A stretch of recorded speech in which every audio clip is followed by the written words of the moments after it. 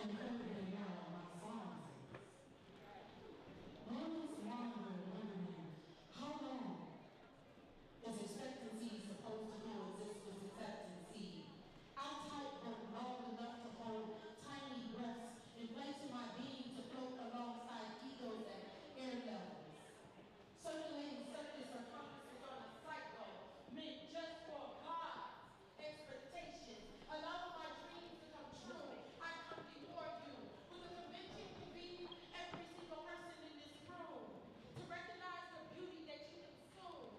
When you look in the mirror, do you love the person that you see, or are you trying to rewrite them according to what society defines beauty to be?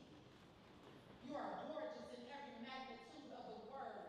Your curves explain every explicit road that you have traveled and journey that you have been upon. You are a star in the midst of the twilights. You are what's right in this world, you beautiful curvy girl. You are the VIPs. You are the stellars. You are the chefs. You are the queens. You are the models. You are the writers and designers. You are the entrepreneurs.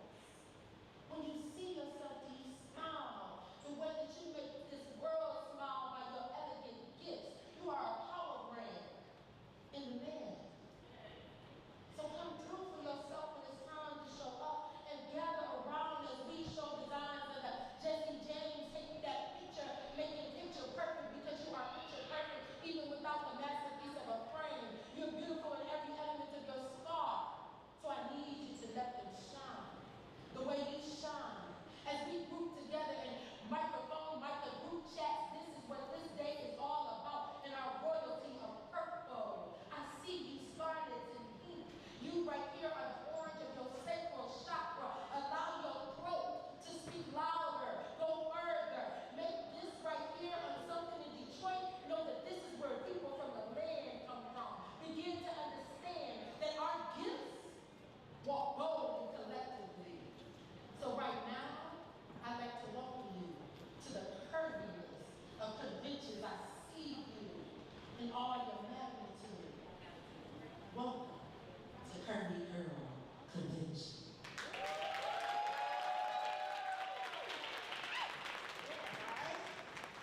Y'all keep that round of applause going for yourselves.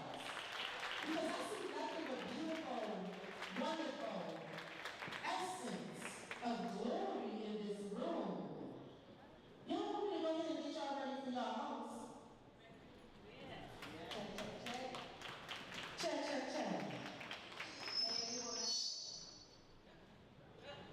Alright, we gotta get that together. Give it up for the pole.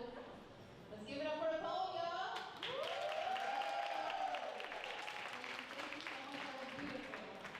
Alright, let's introduce the host for today. I was gonna say this evening. For today, Sam Walsh is a Cleveland-based serial entrepreneur. She is a retired model, fashion enthusiast, author, and owner of Curvy, Confident, and Nervous. Welcome our MC, Mrs. Sam Walsh.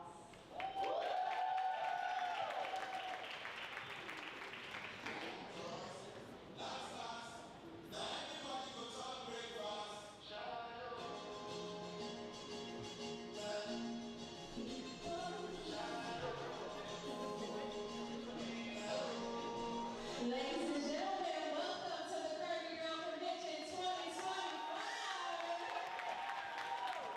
Y'all told y'all back this afternoon. I saw you watching. Because what I'm going to do is I'm going to take a picture. You guys look absolutely fabulous for a Saturday. Because I know I like to sleep in on Saturday.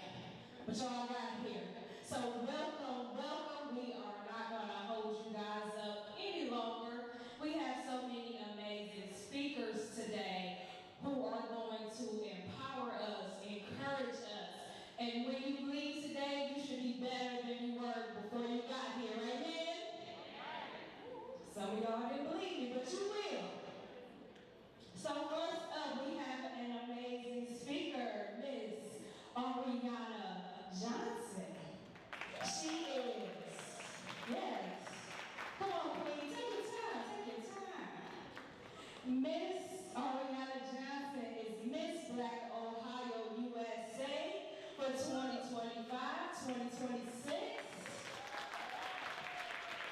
She is also the founder of the Black Diamonds and Pearls Foundation. Give it up for Ms. Ariana Johnson.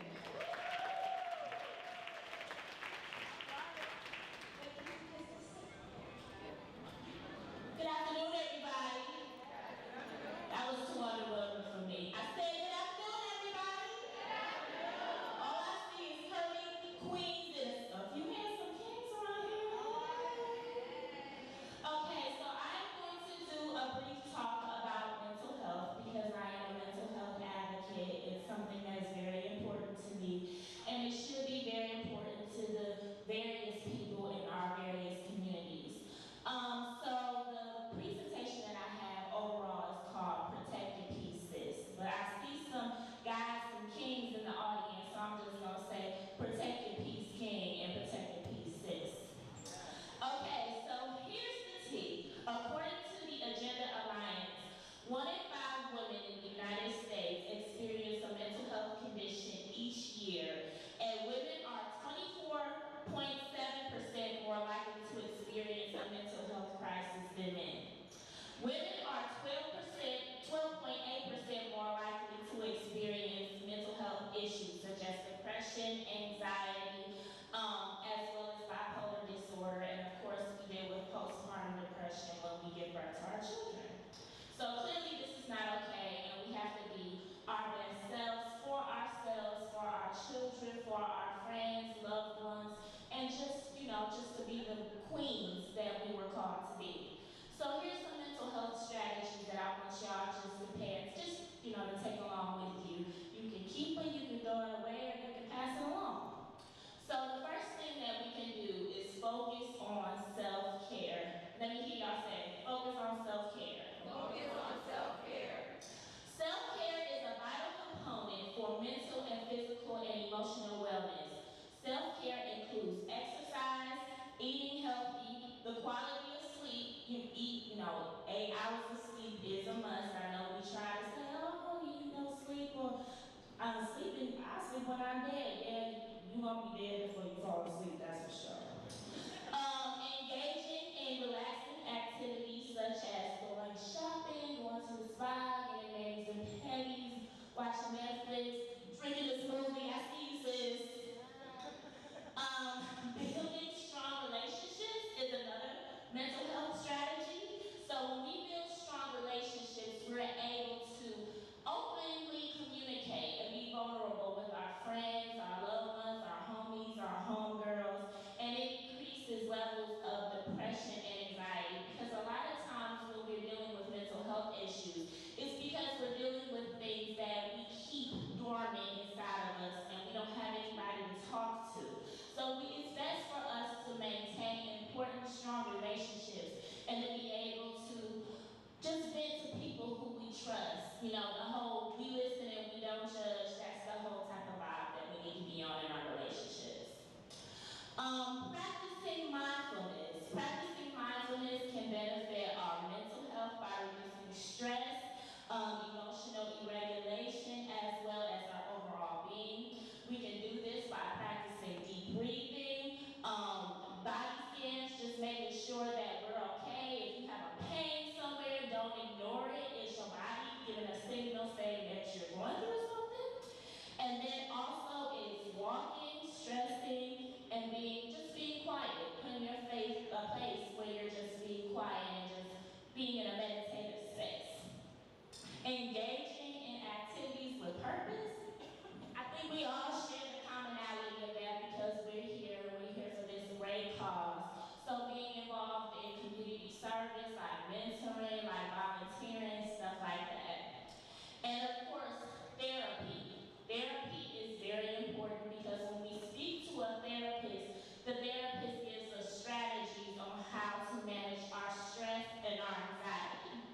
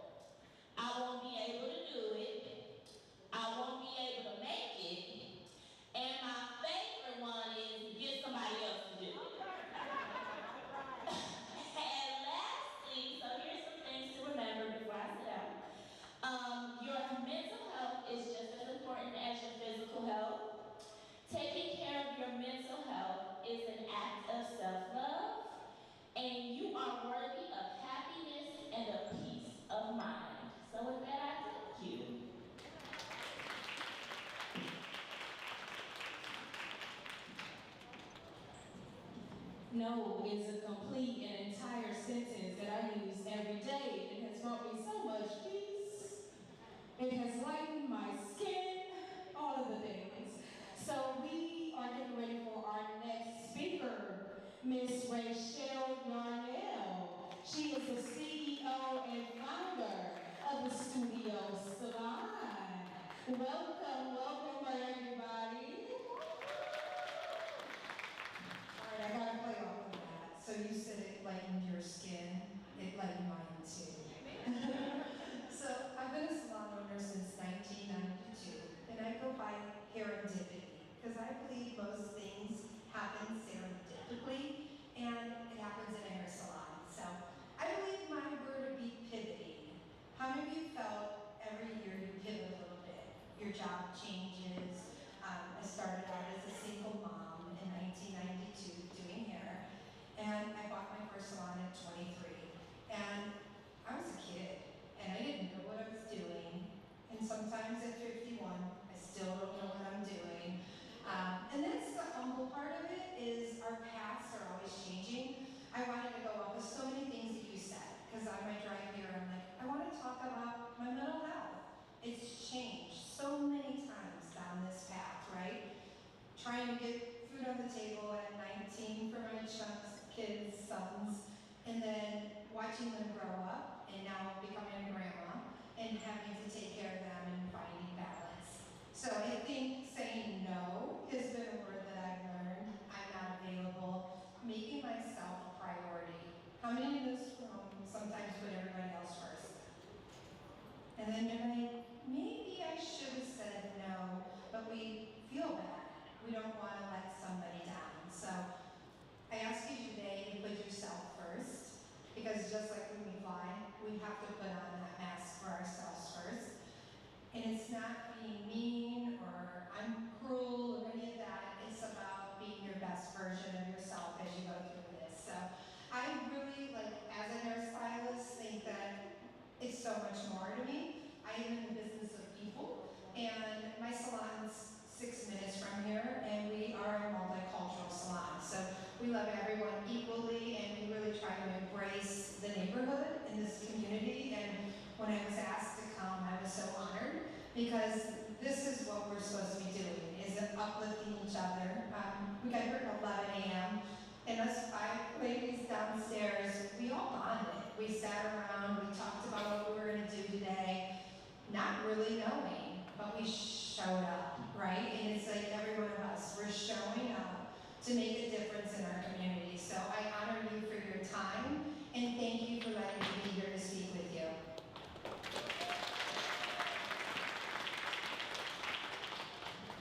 You don't look a day over 37. Get out of here, girl. Are you enjoying our speaker so far? Okay, so one thing I want you all to do is listen with your heart today, not your ears, if that makes sense. Because a lot of things we hear people speak, we go to these conferences and we go home and we didn't retain anything. We're listening to respond, we're listening to post, but I want you all to listen with your heart and leave here with something today, okay? Now, for those of y'all who don't know me, I will start acting up. We gotta participate. That's how we keep the energy going. You ready for your next speaker? Thank you. Somebody make sure she gets one free cachet. We have our next speaker, Miss Candace Tell. She is the founder of Empowering Queens and owns Winning Community Champion. Please welcome to the mic, Miss Candace Tell. Give it up for the Queens. Thank you. Hey y'all. So I am Candace Tell. I'm here today, which is funny after these ladies spoke, and I'm like, oh, I can go last. But it just showed me how intentional God is, because exactly what I'm about to speak about is what they already spoke about. So evidently that's what God wants to happen in this room today. So about putting yourself first and prioritizing yourself first. So my nonprofit, Empowering Queens, is all about that. That's the main reason why I founded it, is because women see themselves last, really black women. So we put everybody first. So all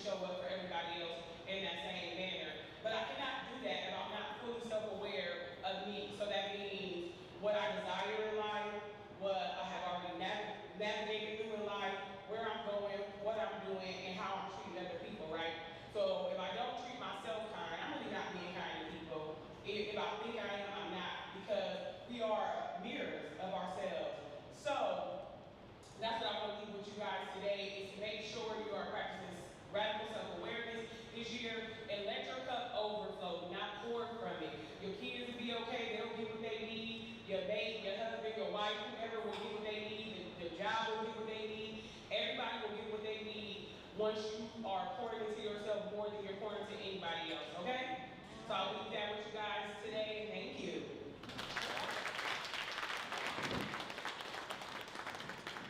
Can we give a round of applause for all of our guest speakers? All right, so we are going to get into our keynote guests. We have Ms. Sharkia Campbell, and yes, give it up for Sharkia, y'all.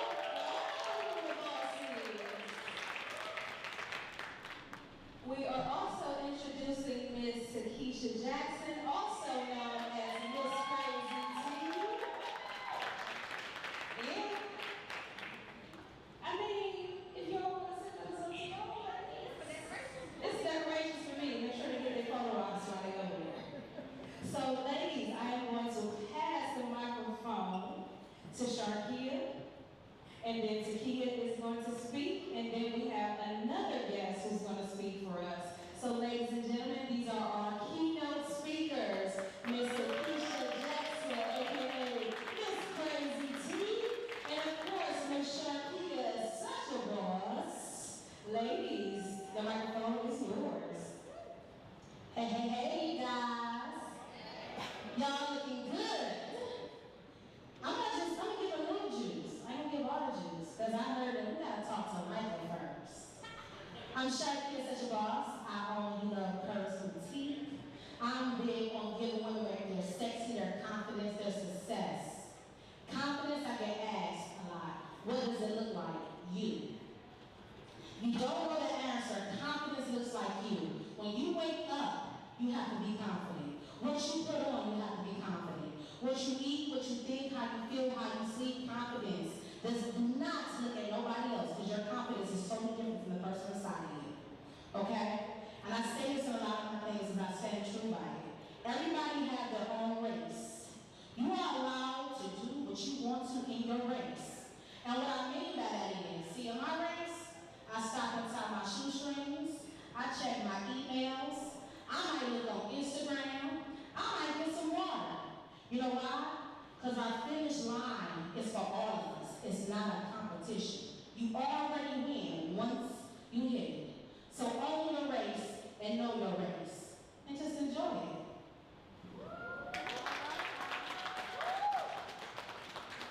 I can give a little bit more for that. And I got to follow up on that. Okay. My name is Miss Crazy T. I am a female wrestler, also a serial entrepreneur. I own a company named, can y'all hear me? Yes. Loud and hear me? Yes. Okay, perfect.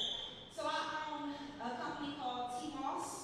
We specialize in C-Moss gel. T the Promo Plug is graphic design and print company. And Miss Crazy T Boutique, which is an accessory, jewelry, everything you see with me right now. Okay? Now I wasn't expecting to do like an introduction. So I do want to do a self-affirmation. So if y'all all could stand up and do a self-affirmation with me, I would truly appreciate it. See, I'm a rapper. I'm used to getting on the floor and just spitting a couple bars. So I want to do a self-affirmation so we can get a good feel for this role, okay? So I'll go first. I'll do one line, and if y'all can repeat that line together. Y'all got it? Yeah. All right. I am worthy of love, care, and kindness. I am worthy of love, care, and kindness, Especially from myself. especially from myself. I embrace my journey.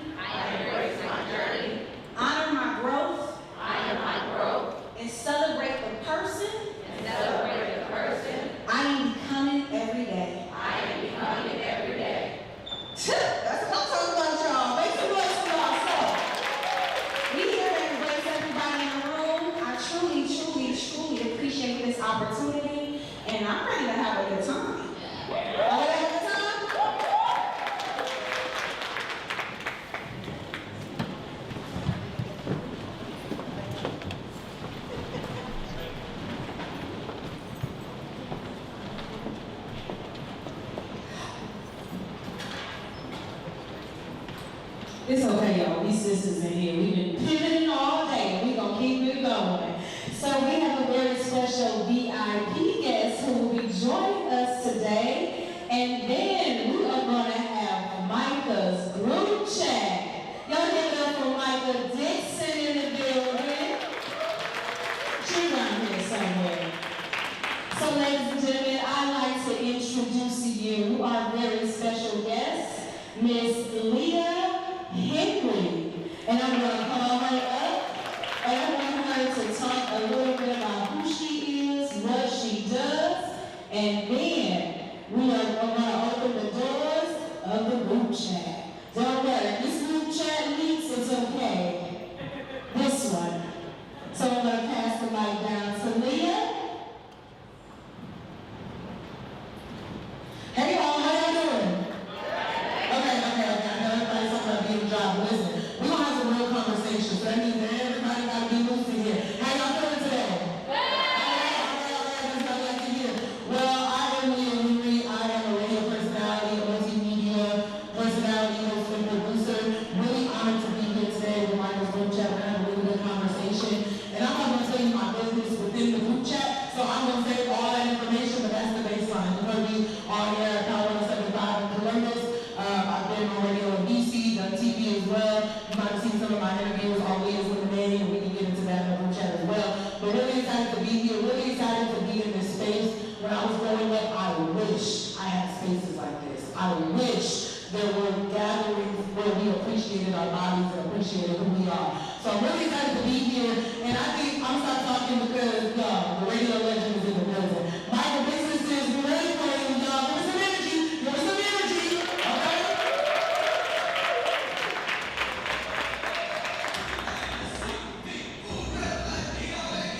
Yeah, I know Micah got her own theme music, microphone, all those other things. Check. All right, listen. When I say group, you say chat. Group? Chat. Group? Chat. When I say group, you say chat. Group?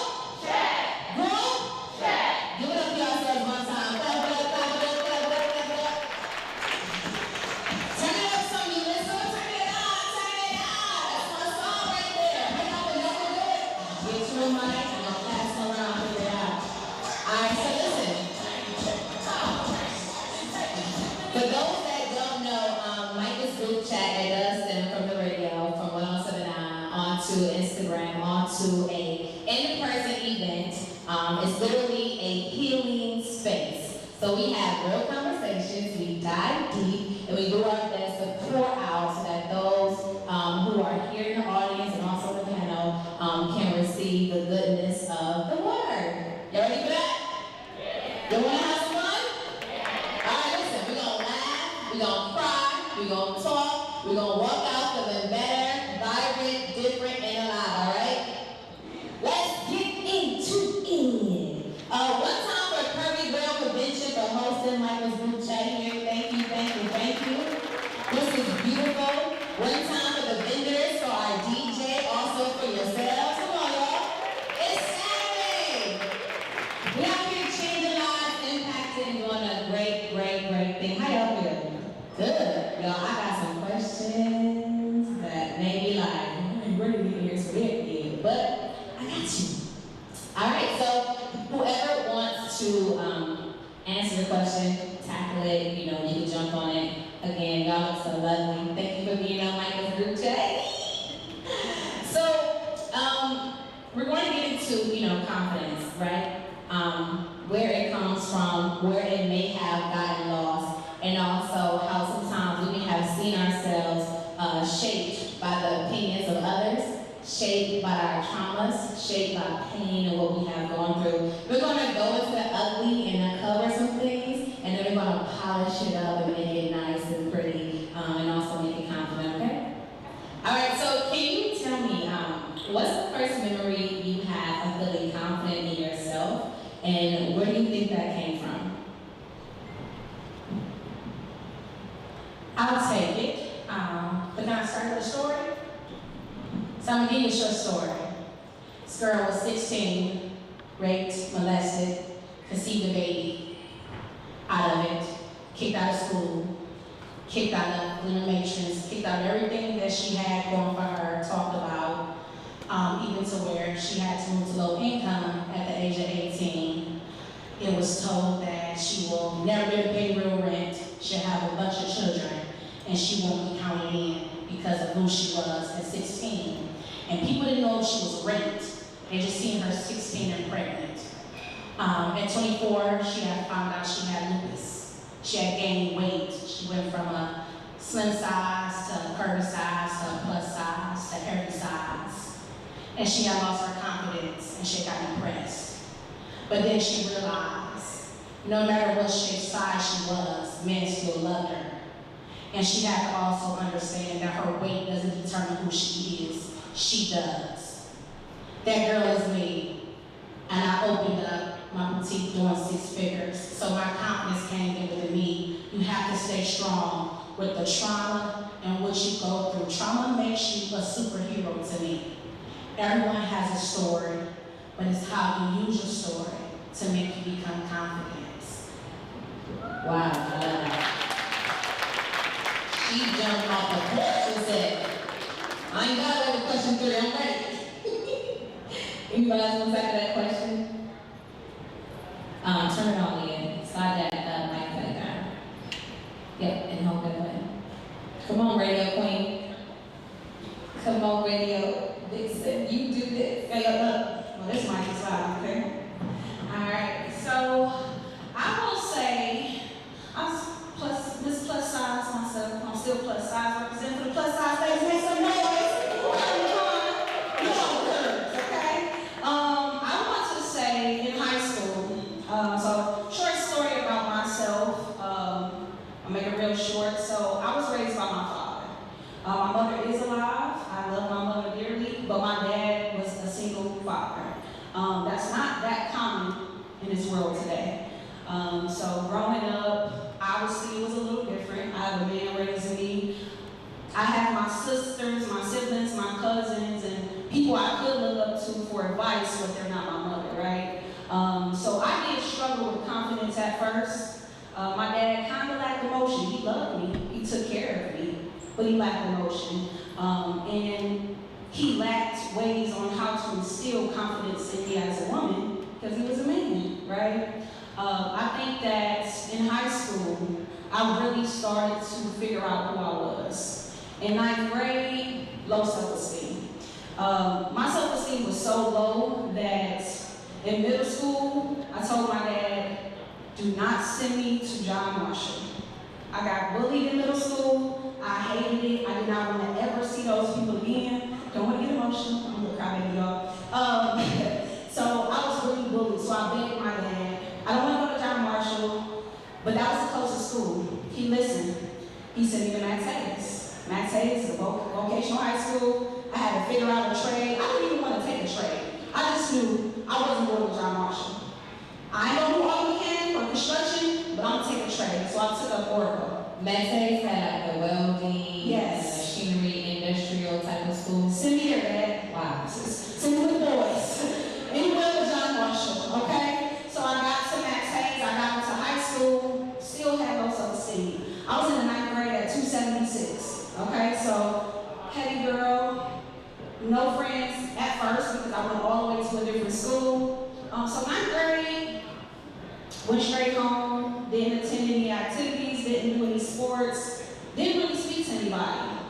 I'm not going to say it was a particular moment, but in 10th grade, I said, listen, I'm going to join every single sport, I'm going to go to every single event, and so I ended up being the DJ, the basketball DJ, the tennis Senate doubles champion for 2005 and 2006. I was in cross country. I did shot put and track. I was the prom queen, homecoming queen. When I say couldn't nobody stop me, I found my self-confidence, and I wasn't going to be so I love that.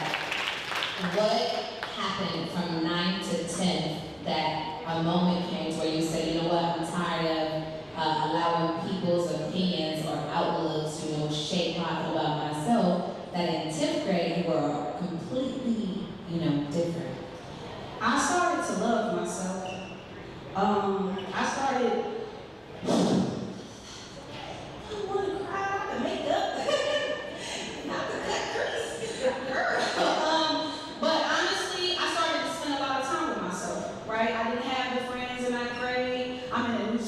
so I spent time with myself. I started to develop this thing called music. I used to write. I used to express myself through poetry. That's when I became a musician. I had a lot to express, so I spent a lot of time with myself. I expressed myself, and the transition from 9th to 10th, I joined the talent show. I won the talent show, and I think that's what really gave me the confidence. I actually sung. I didn't rap. I can't hit a note today, so don't ask me to sing. But I sung Amanda Perez, is it God Send Me an Angel? And they were actually, the talent show was going over, and they didn't want anybody else to perform. But my cousin was on her way, and she got in a car accident. So I begged them, I said, listen, my cousin just got in a car accident. I need to perform. And I performed that song. I told everybody she just got in an accident. Told everybody to put their phones up. They turned the lights off. I started singing. I said, hey, you on my knees. And I dropped down to my knees. Everybody in the auditorium cheering me on. And I was that girl after that. So that's where my confidence came. Because everybody knew who I was after I performed. And everybody was rocking with me. They're like, oh, you was singing? Yeah, that was me. So that's really where I really tapped into myself and started to love myself and started to get into music and learn how to express myself and not care what nobody think. I used to wear cut up my jeans and wear SpongeBob. I used to put SpongeBob on my outfit, paint my outfit. You gonna see me. That's when I got that self-confidence. And that's how I got it. I love that. Yeah. Come on, man. Ain't nothing like that post-talent show. Wow. I know that's right. You know what she was doing? She said she started writing. So you know how a lot of times we speak things, we think things, but then we don't release it. So even though you may not have known what you were doing, you were releasing perhaps some things you were harboring through your music. And I love that. Love it. Very proud of you. Leah! Hey, girl. Lemonade. What's good? What you got for me? Give me some tea. So I think, one of the defining moments for me, and this is what has inspired my media career, that's why if you're sitting in this room with a vision, if you're sitting in this room with something, you're pregnant with a purpose, I encourage you to pursue it. Because when I was younger, I was always the bigger kid. I was always the bigger girl. I had a smaller family. My mom was skinny, which that duality in its own can come with its own pressure. But as a child, I was always the bigger kid. And so being funny was kind of my defense mechanism to try to appeal to maybe not being made fun of first, but really it was just me defending myself. But my personality was so big, I think that people thought I was way more confident than what I was. And I would come home after school, particularly in the early years of high school, and Tyra Banks had a talk show, if some of y'all millennials. And at the time, Tyra Banks had transitioned out of traditional modeling, and she started to gain weight. And so a lot of episodes on her show were about accepting your body positivity. And that show made me realize I don't really love myself.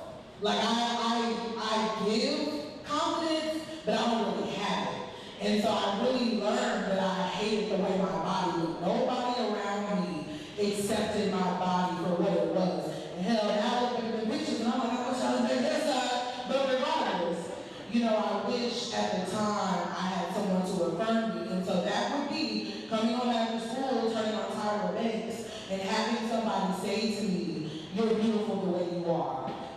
Black women, we gotta affirm our young black girls. We have to affirm our children. We gotta affirm our sons. We have to start affirming ourselves because we know when we walk out the door, the world will never be on our side.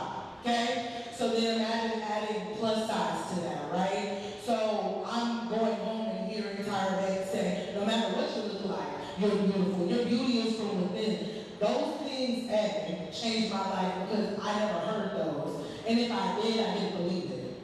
I started to learn to believe those things about myself. But also, that's what made me want to be a talk show host. Because I said, if watching an out talk show every day can make me change the way that I see and perceive myself, then I can do that for other people when I connect in this media platform. So for me, the evolution was watching the Tyra Banks show, watching her struggle with her weight, and then also having someone identify that it's hard to be fat. that society doesn't enjoy being plus size. I mean, like, let's take a look. You know, not only are we losing BEI, right, but we're also losing inclusivity. There were so many brands during the pandemic when everybody was getting in that pandemic weight, who was doing plus size lines. Now Ozempic is popular, and Forever 21 completely shut down their plus size department. You know, the inclusivity was performative. So that's why I said things like this are so important. Because while, you know, we're still trying to figure out who we are, how we love ourselves, it's so important to have a space like this where someone says, you know what? You're beautiful where you're at. You look good. You're loved. You honor yourself in where you're at. And even if where you're at is not where you want to stay, it's okay to love you where you are. So for me, it was a Tyra Banks show and it changed everything for me. Wow, I love that. What are some internal beliefs? What are some internal beliefs that you had to unlearn to see yourself clearly?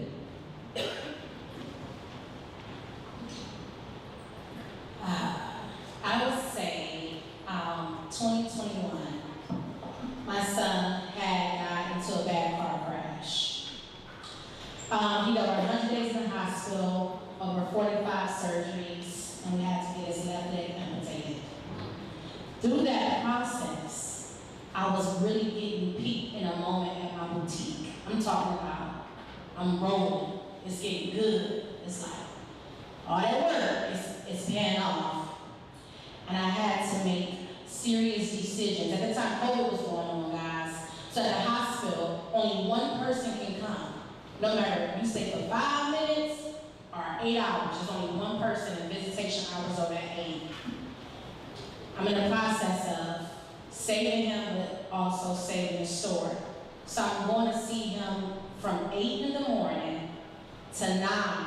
Yes, you heard me, 8 in the morning to 9 a.m. and get into the store to open up still.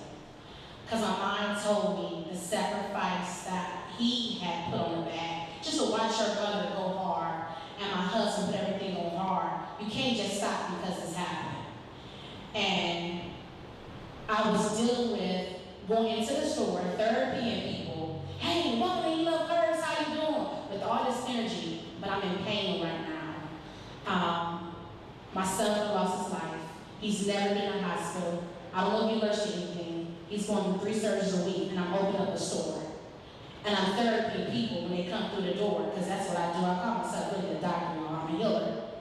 So you got people coming in with their issues, and I have to look at them and say, girl, you was good, you look amazing. You got this, don't give up. And the other half of my whole brain is, how do my son feel that I done left him on his back? He only seen me for an hour. And I'm telling him, don't worry, you got this.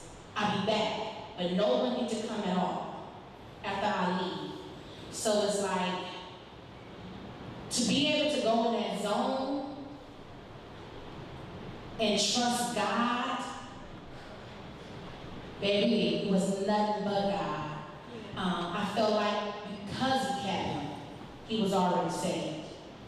So it's okay for me to still save that store. And that was a hard thing to do, because as a mother like, girl, and I have women, I would have shut that store down. I would have never left my son like that. Well, God didn't leave him, so he wasn't left. Once God kept him, I was okay. But that is definitely a trauma moment for me that I had to experience and never dealt with, was saving both. And him trusted me that I still loved him. So you had to stop just depending on Sharkia, depending on God in that moment. Absolutely. Yeah, I love that. Absolutely. Beautiful. Miss Crazy T, any internal beliefs that you had to unlearn or you may be still unlearning so you can see yourself a lot clearly and better than you once did? So I will rewind to April 2019. I talk a lot, y'all. I ain't trying to make this 3-hour segment, but so April 2019, I had issues with my eyes. I didn't know what was going on. I really was confused. I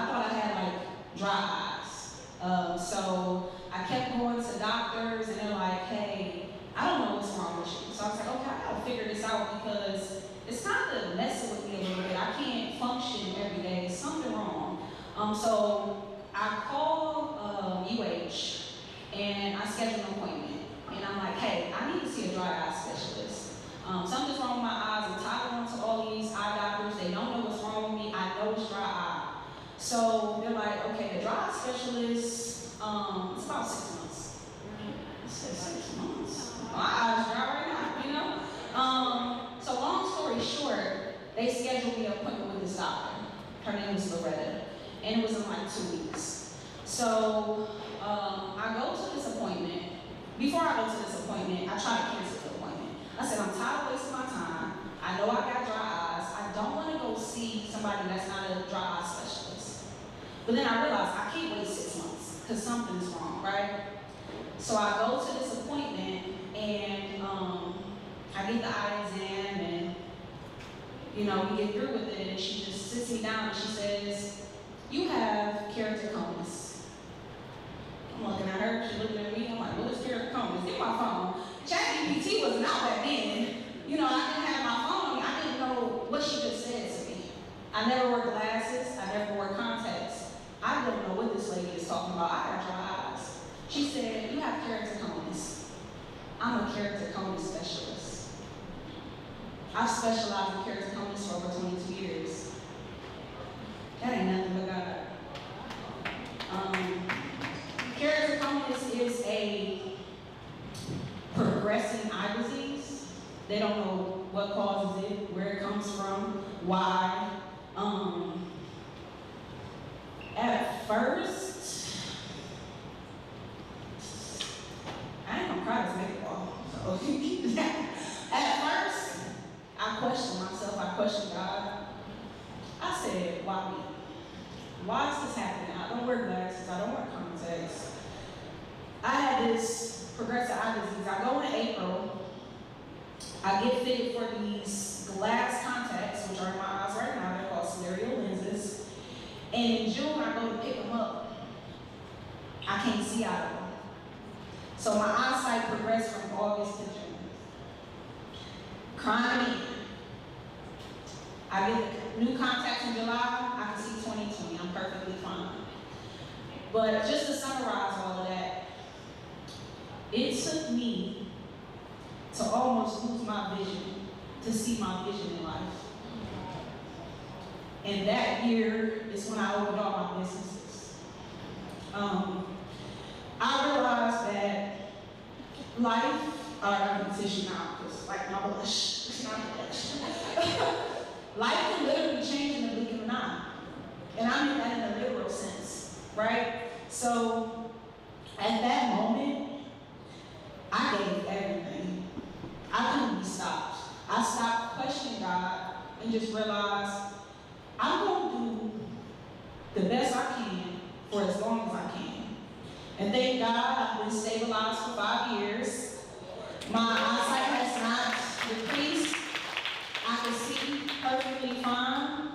And Steph Curry got it too. And y'all see him, right? He ain't missing no threes, is he? So we good over here. But that's that moment for me. When I just had to have that faith, because I did question it at first. I felt like an alien. I said, it's only $28,000? Like, this is crazy, figure it out. They still doing research on it, but like I said, I'm stabilized. They want to do research on me to see how I've been able to be stabilized. Ain't nothing but God, right? I love that. So, talk to me about Leah, one of the favorite things you loved about yourself as a little girl. I loved that I was just a fiery personality. Like, I could not be tamed. My mouth, like, I started talking at 1 year old. My mom will tell you, like, when your kid's a baby, they're always crying. It's like, what are you trying to say? And she said, I started talking and then I never stopped. So, I used to run my mouth. And, I feel like that destined me for what I do now. But I think that I loved about myself is I loved that when I was younger, before I let the world take me, I used to just be a very undeniable presence. You know what I mean? I used to just be in a room. And, that's a twofold thing. Sometimes taking up space, literally and physically, can be positive and negative. But when I was a child, I loved the fact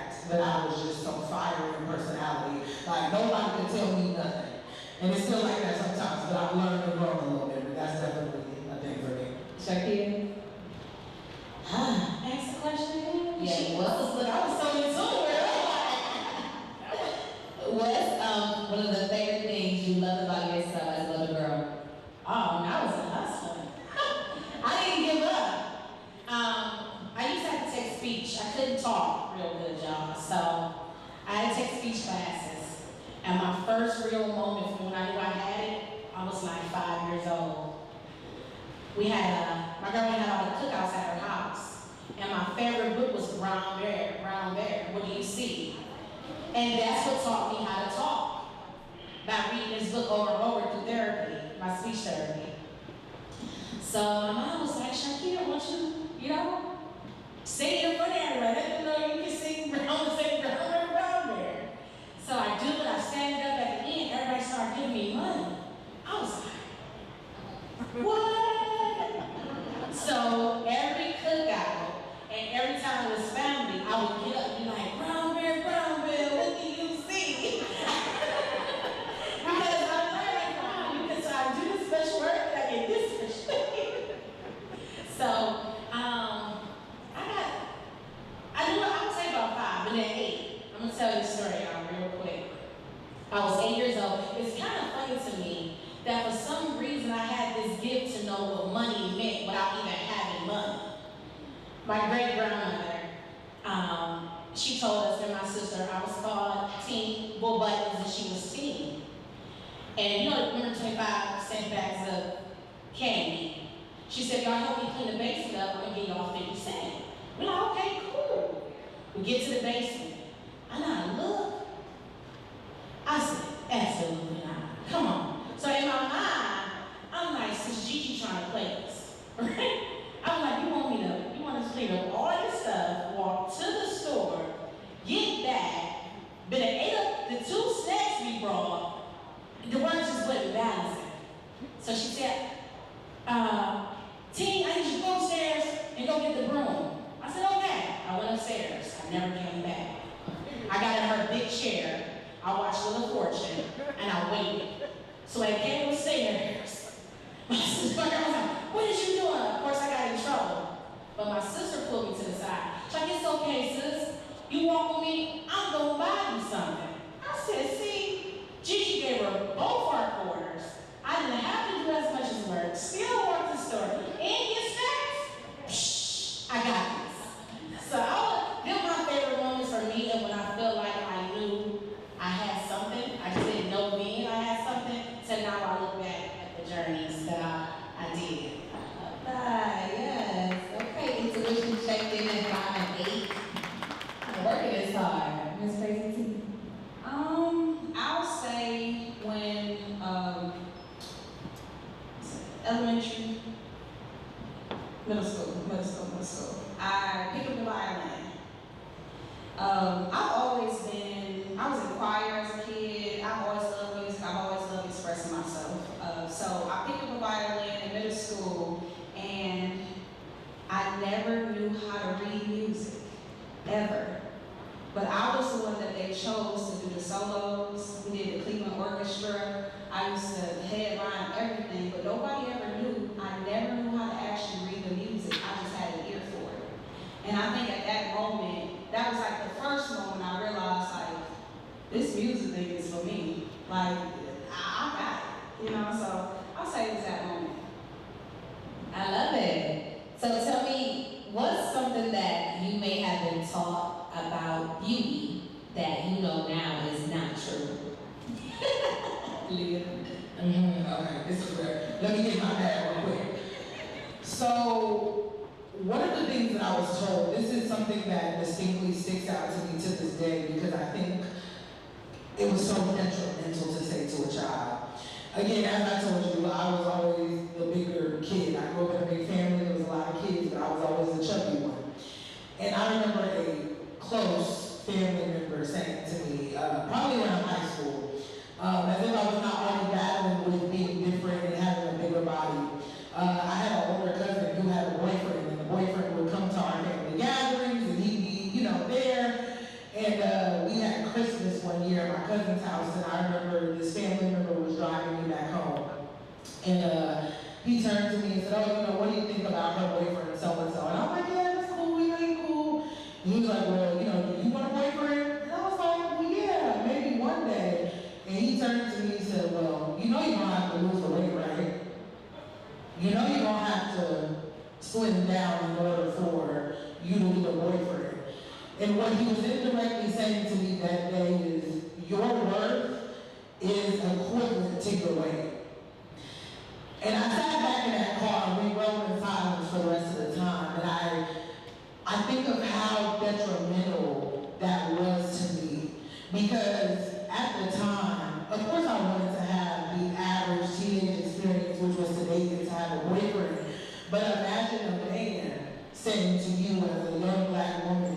you will never be worth anybody's while looking the way that you look. And so for me, that was always a moment that I determined I would never settle for a man. I would never, ever, ever give myself the opportunity for somebody to say that I deserve less because of that moment. One of the people who has been so instrumental to me, also a media figure, is Queen Latifah, right? If you've ever noticed the roles that she takes, this would be the question I asked her right when I to interview her. Was it intentional? Because as a child, watching Last Holiday, watching Just Right, watching attractive men be her love interest changed everything for me. Because I said, if they can love Queen Latifah, they ain't sure to love me. So, you know, those representations matter. That's why I said earlier, if you're pregnant with purpose, you never know who's watching what you do. Queen Latifah might have just been taking a check, but guess what? She changed the way that I looked at how a man could love me and what the world could say about me. So I had to teach myself those things that people try to project on me, because my whole life, people told me I would never be good enough if I looked the way that I looked, and that's a lie from hell, and I rebuke that and I'll never receive that. And I hope that anybody sitting out here questioning your worth based on how a man loves you, sister, there's so much more to life. There's so much more to life, baby. There's so many things that you pour into this world that has nothing to do with if a man turns around and looks at you when you walk past him, okay? So that is a thing for me, that's a key moment, but I use that to illustrate that we have to genuinely do the work to love ourselves no matter what anybody thinks. That was a close relative to me. That person's insight meant a lot to me. It hurt my feelings, but I refuse to choose my life's path based on other people's projections, because newsflash and secret, guess what, they still like to be with. Just saying, Talk about it. I love that. Was there ever a time, I know we all go through our different seasons, we do a lot of changing, we evolve from one person to the next, we shed the old, put on the new, and you mentioned how that person's, when they spoke to you, it kind of, for a second or a season, it shaped how you thought about yourself, and allowed the world to receive you. For you two, was there ever a time you felt like you was not enough and that you allowed people's opinions to shape how you viewed yourself? Definitely. When I found out I had lupus at 24. So I used to be slim, nice waist, little bump, and the steroids made me gain weight. I mean, a lot of weight. Anybody about steroids, it makes you gain weight. And I had women like, oh my God, girl, you so big. Stop eating. You done lost that shape. Look at you.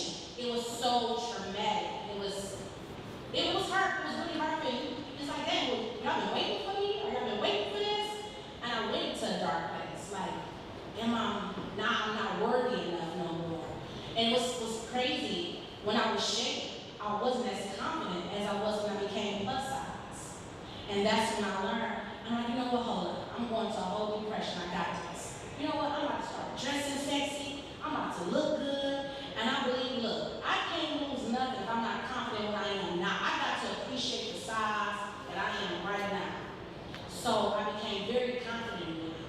And men still love me. One thing I noticed, every shape size I became, men still love me. So that's where you love first come from. It's not on the head. It's her smile. It's her personality. It's her spirit. It's her sex. And that's when I knew I had to, all I had to rely on was the inner me. I had to get people to see who I was and not what I looked like. And I was really doing it for women. Because the man wasn't a problem. Like, how do I get this woman to accept me? So that is a beauty moment for me when I learned. And as I became, even confident and more in loving and owning it, as y'all been listening to me, own it. What you have, someone else wants. What you don't have, someone else needs. Trust in our process, y'all. Look, I'm for healthy, I'm for all that, but sometimes God picked us to be who we are for a reason. And you notice, if you have ever known someone or been through it, they have worked out a lot of their life. And it still has done nothing, because that's not who God wanted to be. And you can eat healthy, you can be slim. A slim girl her clothes in. You know, a curvy girl, she gonna wear a two-piece and kill it. It's you. Do not allow people to destroy who you are. Wake up and love yourself. You only have to face one person in that mirror, and that's yourself. And people will love you for that. So long as you true to yourself, you look good anyway.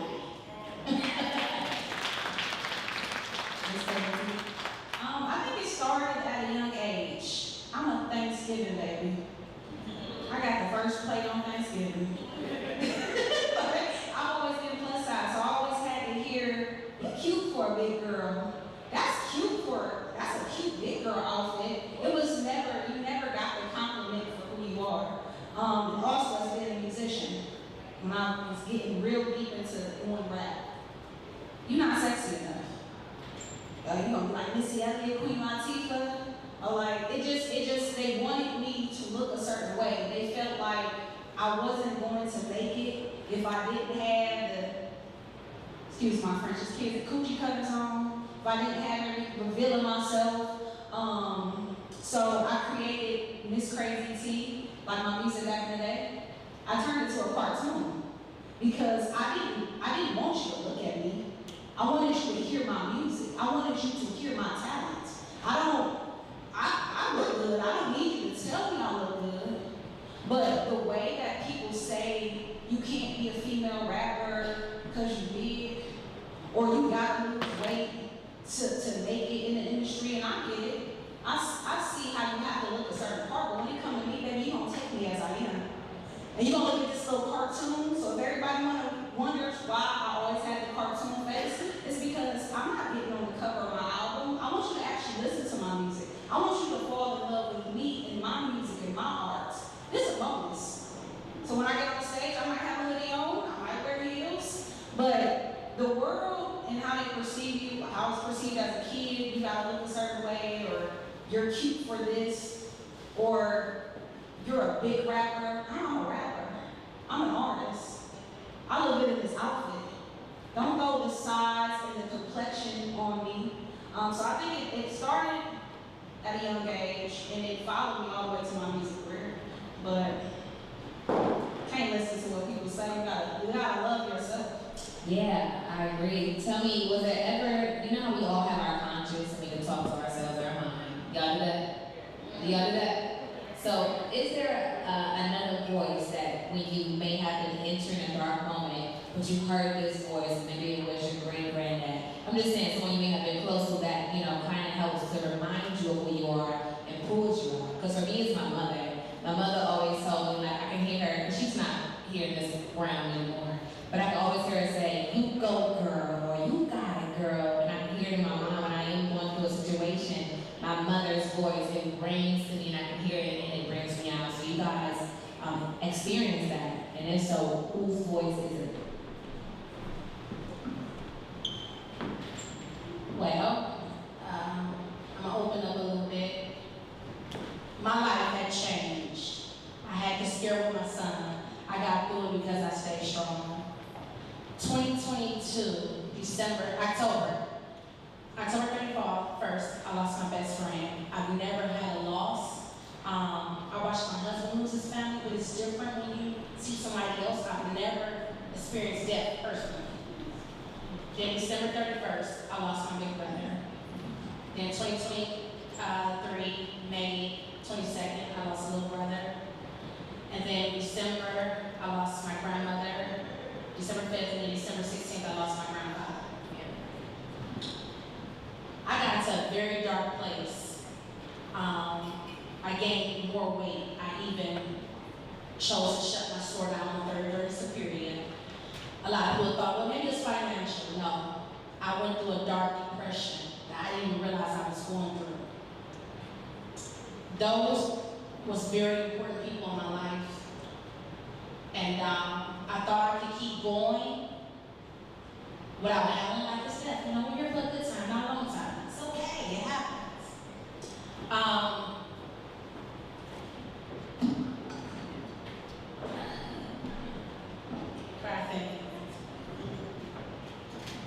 Now, actually, is when I actually hear the voices just this year.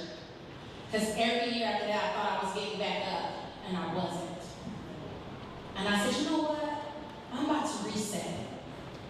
And my grandmother, I just need y'all to come to me. I need a drink or something for me to know it's okay. And she did.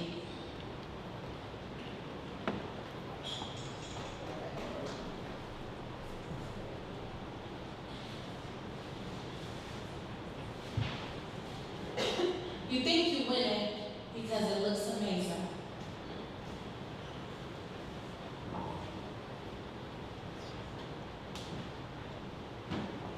I'm with you. I'm resetting right now, y'all. Believe it or not.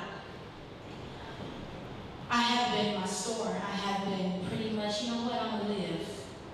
Taking private customers.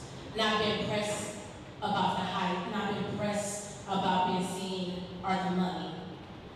I also, which I don't share a lot, I'm a foster mom. I have raised over 42 children, me and my husband.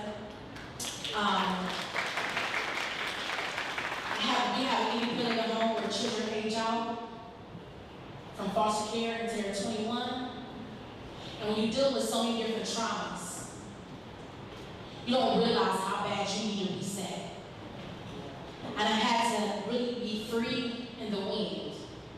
So if you watch my pages recently, it's just like you'll see. It's like a free spirit. It's not just about business. It's not about showing the clothes. It's not about promoting nothing and then someone has me on a panel or doing something. It's not about me.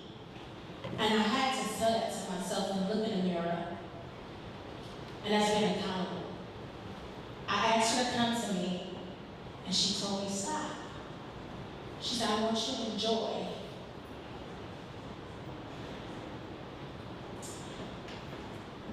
Enjoy being free.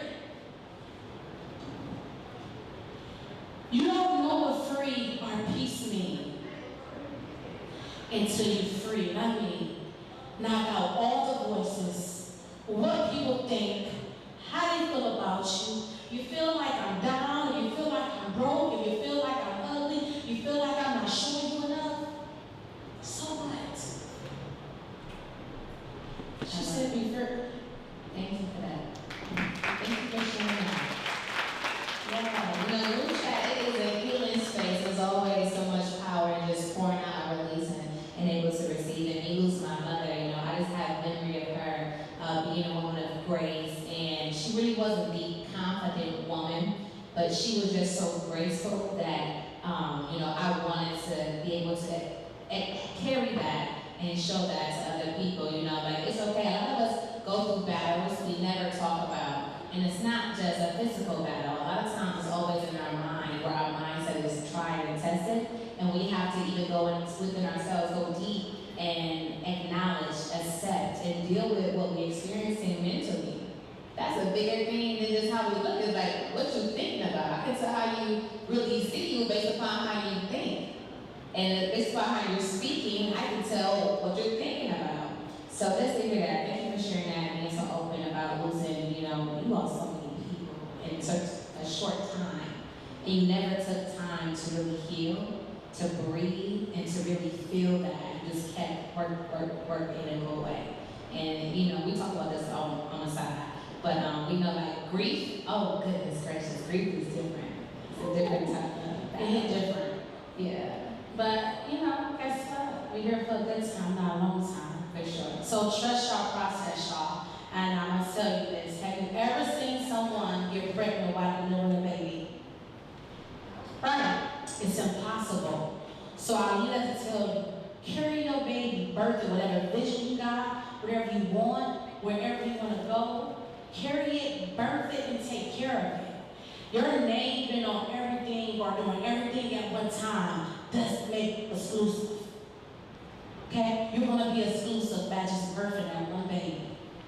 What's something you would tell your younger selves now that you're here, you know who you are, you know your journey, what you have gone through, would you do it all over again? And what would you tell, your 7-year-old self now?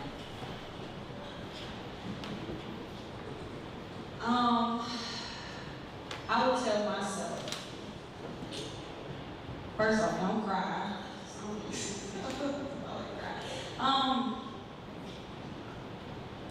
Believe in yourself. Give yourself the same energy you keep trying to give to the world. Pour into your dreams and everything you want to do in life. And the reason why I'm about to cry, cry for the tea, is I was just let go of my job for 5 years, 3 days before my birthday. No reason. They said they were reconstructing the company. And it's crazy because a month before, I was given a great opportunity by this young lady right here to speak at the Future Man. And that whole time, I doubted myself. And I didn't know why I was there because I was still invested in the corporation and I put my dreams in the back burner. And I stood in front of so many people and I realized you're not investing that same energy in yourself. You're not invested in your dream. You got people that believe in you, that will literally pay you to come speak because people believe in you. And then a month later, a job I believed in and invested all my time and energy and sleepless nights and put my businesses on hold and stopped doing music for 4 years. I closed all my websites, let me go. So now I'm in my bag. Now I'm in my mode and I would tell myself, believe in yourself. Give yourself everything you try to give the world. Give your complete all. Give yourself 100%. Get on the ground, start running. Everybody else come next. Period. Let me get these tears on my face. I went back about this. Only place. We got some. Leah, what would you tell you that this Yeah, if I could tell my younger self anything, the first thing I'd tell her is, girl, as soon as you get insurance, go to therapy, okay? And it's easy to work with those things the last time you got off the block, first and foremost. But I would also tell myself, like, you're good enough. You know, I recently realized that when I was a kid, I sought approval so bad because I didn't have parents that told me you did a good job. I didn't have, parents that said, we believe in you, baby. It was like, girl, you talk too much. You take up too much space. Sit down. Go in people's face. It was never affirming who I was or what my gifts were. And I got the last one because now I talk other things. But, I wish that I could tell my younger self, I'm seeking validation. When I was a kid, I used to think that I had this perfection complex. And I had a conversation with this lady. And she said, being a perfectionist is really just saying, I don't feel worthy. So I need everybody to see that I do well because I don't feel worthy. You asked earlier what was something that we're still trying to unlearn. That's something that I'm still trying to unlearn because sometimes we believe a thing, but that's not truly aligned with our behavior, right? You never want your childhood self to meet people at the door because your trauma jumps in front of who you are and who you established yourself to be. So, as I get older, I work in the media industry where everything's on social media. We all want to look popular. We all want to have a brand, right? But if Instagram, TikTok, whatever, and it look like half this stuff will shut down anyway, but if it shuts down, what do you go home to? Who are you? What makes you you? What are the things that bring value outside of what's on our phones and what we're typing? So I would say, you really got to work on feeling worthy, sister, because the world and people around you have torn you down. But what makes you worthy? What are the gifts inside you that create the person that you are, that makes people love you, that makes people connect with you? What is your gift? I didn't realize my gifts. I wanted to be a singer, and that was cool. But what are those intangible gifts, right? We always think of gifts as singing and rapping, but what are the things that are truly gifts from God? I know that I can sit down and have a conversation with somebody and they'll tell me their life story and don't know me in one sitting. What is it? That's a gift. That's something that comes from the Spirit. It's not something that I can go study or I can go get better. That is something truly divine within me. And I wish I had people who would have saw my gifts and tried to grow them. But I know now that I had it. God had me. So I would tell her, your gifts will make room for you. Don't let what people see about you determine you, and you are worthy, sister. You are enough, and regardless of the body that you come in, honey, there will be a group of people who will come behind you, who appreciate you doing what you do in the shell that you have. I love it. We're going to get Shakira's response, and then we're going to wrap this up because we're going to the next segment coming up, so I gotta go. I end this one quick. I would tell my younger self, discipline, keep my shoes very small to stay uncomfortable, and stay deaf. And why I say it is a small story. Ever heard the frog story? Well, let me tell you, it was 3 frogs inside of a hole. People outside of it. And outside the hole was the people who didn't believe in them. So the frogs had to jump to the top in order to get out. The one frog started jumping. And they said, there's no need for you to keep jumping because you're not going to make it. Just die. It's insane. You just can't get to the top. It's impossible. Well, guess what? That frog passed. He stopped jumping and he died. Well, the second frog started jumping. They said, oh, you're a loser too. You might as well do the last frog and just die off. You're not going to get out the hole. Well, guess what? The second frog died. But the third frog got to jumping. They kept saying the same thing, but the third frog made it. They was like, how did he make it? He was deaf. When you become deaf to the outside, to things that does not matter, you will make it. So my younger self would say, keep my shoes little because you must come uncomfortable in order to win. Stay deaf because there will be haters. And stay disciplined. That's what I would say.